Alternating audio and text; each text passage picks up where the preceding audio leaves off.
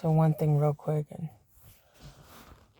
just came to mind while I was driving. Like, a lot of people think that during a nuclear blast that you would have to be underground to survive it.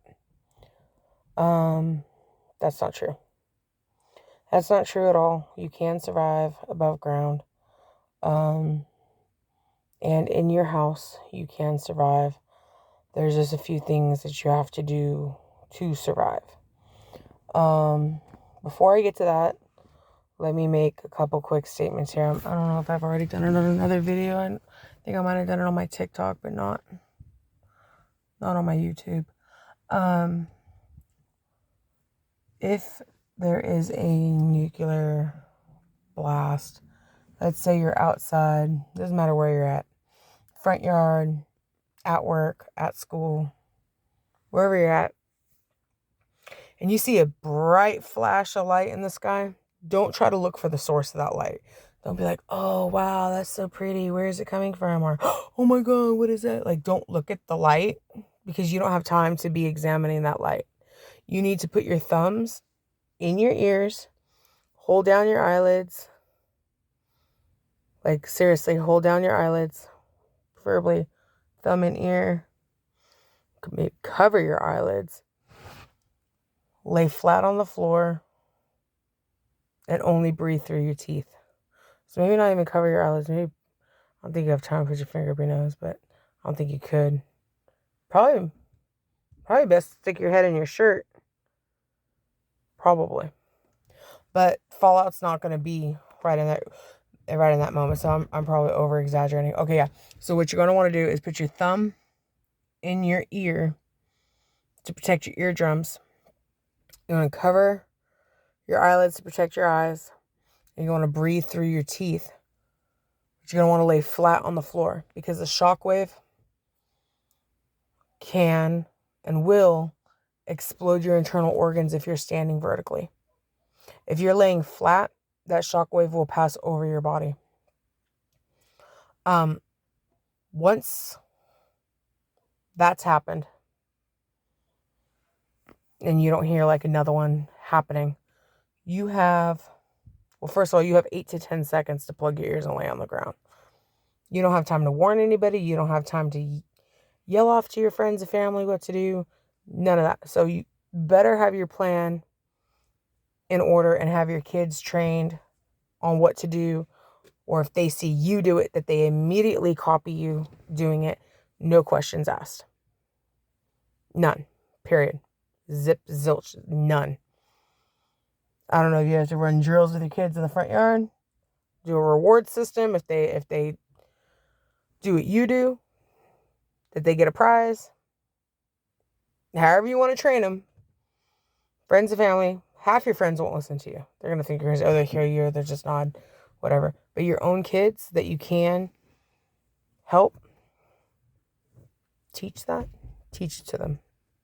Teach it to them because when and if it ever happens, they'll know exactly what to do.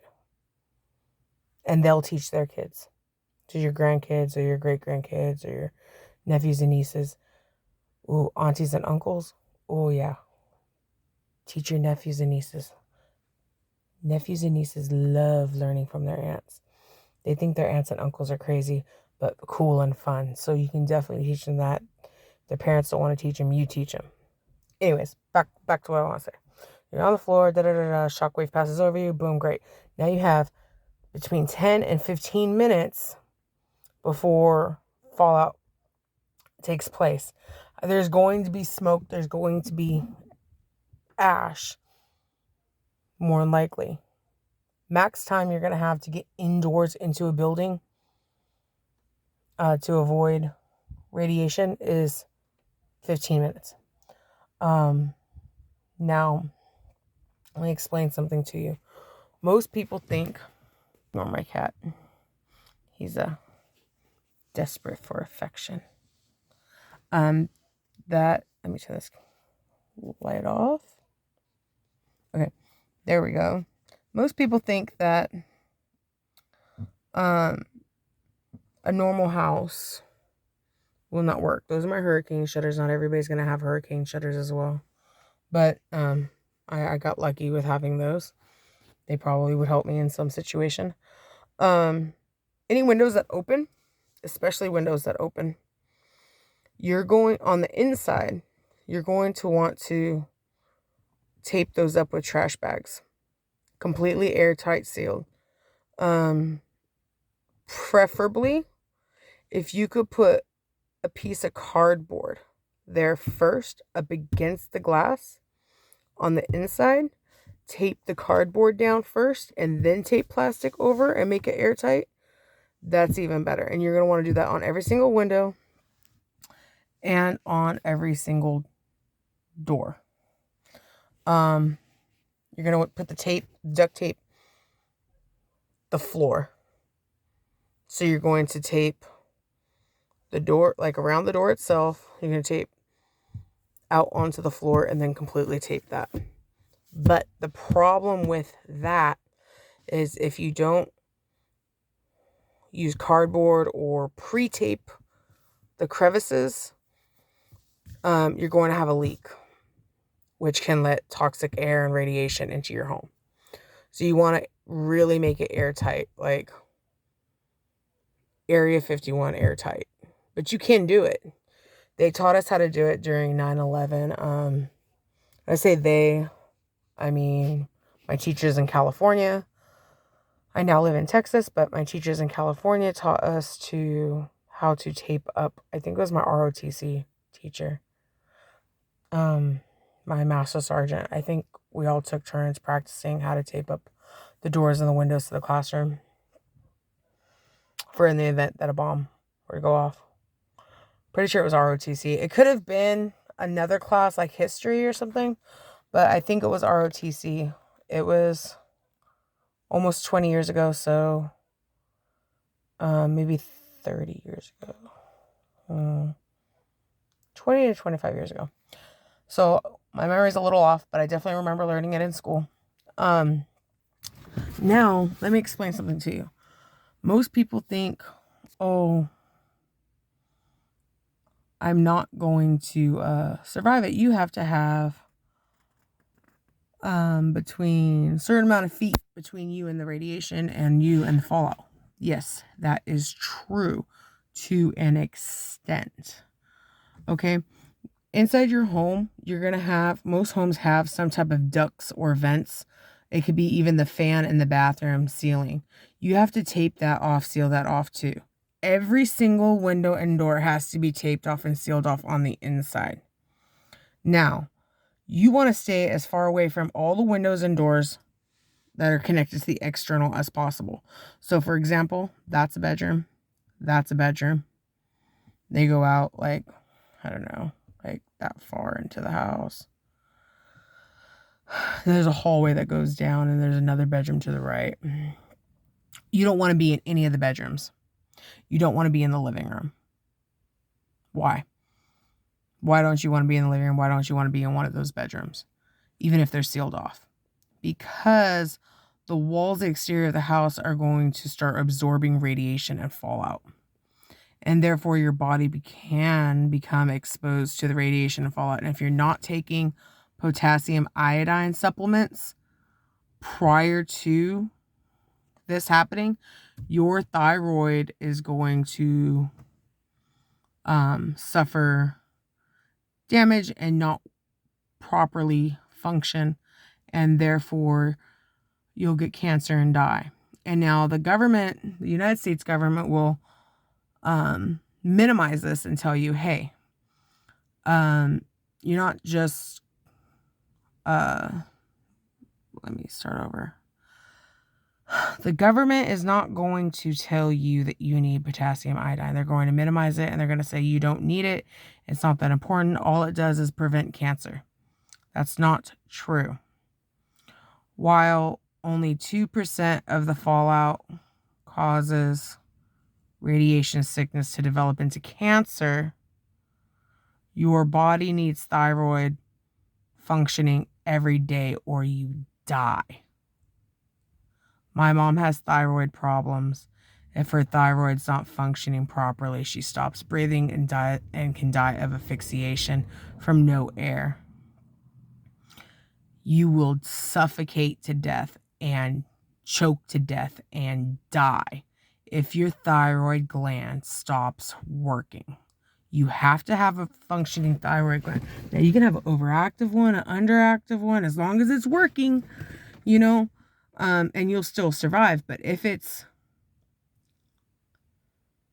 taking on radiation and becoming non-operable, your body's not going to be able to filter out any of the toxins through your kidneys, and you're going to die within the first 48 hours. So preferably start taking potassium iodine. Most people are low in potassium iodine. You don't want to take too much of it because you can get sick from it. Maybe do some research and find out how much you should take each day to keep your thyroid healthy. I personally have 300 milligrams tablets, and then I also have a 12,000 or 12.5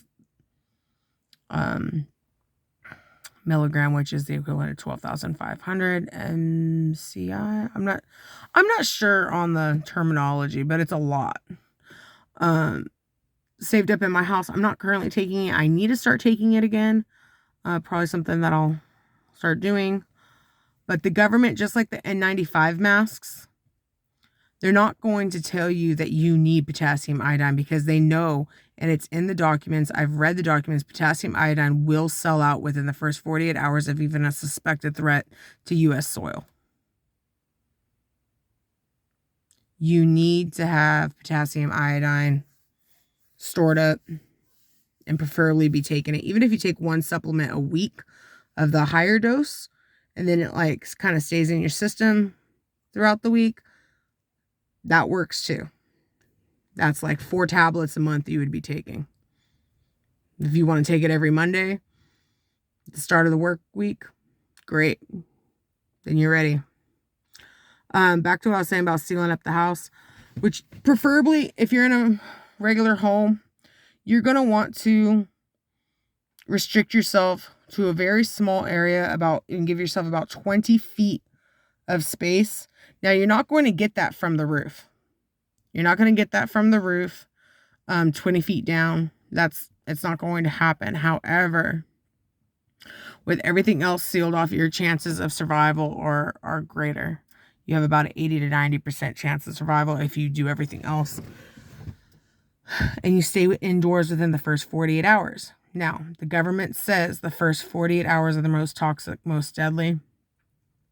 I learned, and I can't tell you where I learned it from because I don't have like a citation to go off of. I just remember learning it. And I don't know if that counts for anything, but I'm counting it as something because if I remember it, I learned it somewhere and I didn't just dream it up one day. So, the first 7 to 10 days after a blast are the most dangerous and deadly, and not because of the rioting and not because of the illegal activities that's going to occur, because most people are going to walk out of the city if they're even alive. It's because of the radiation exposure and nuclear fallout. Once you do emerge from your home, you want to take a hose and you want to rinse off the exterior of your home. But I'm running out of time on my phone right now for my recordings, and I need to make some space. Just thought I'd share some of that information with you guys. I hope you guys have a good evening. God bless. And yeah, have a good night.